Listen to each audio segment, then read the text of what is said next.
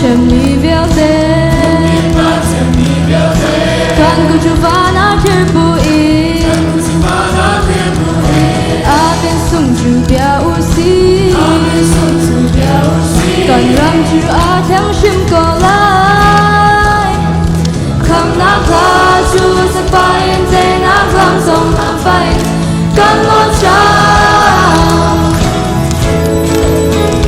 kham na kha chu sa pai en te na kham song na pai kan lo cha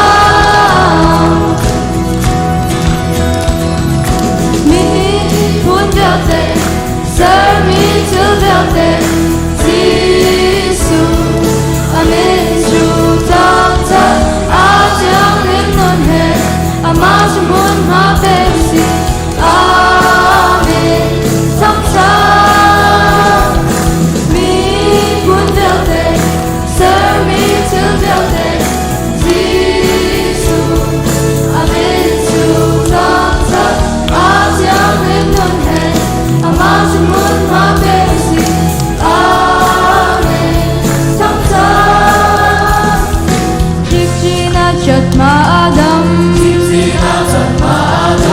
Chia kadai jang kandila, Panu fa pa pia ang kwa,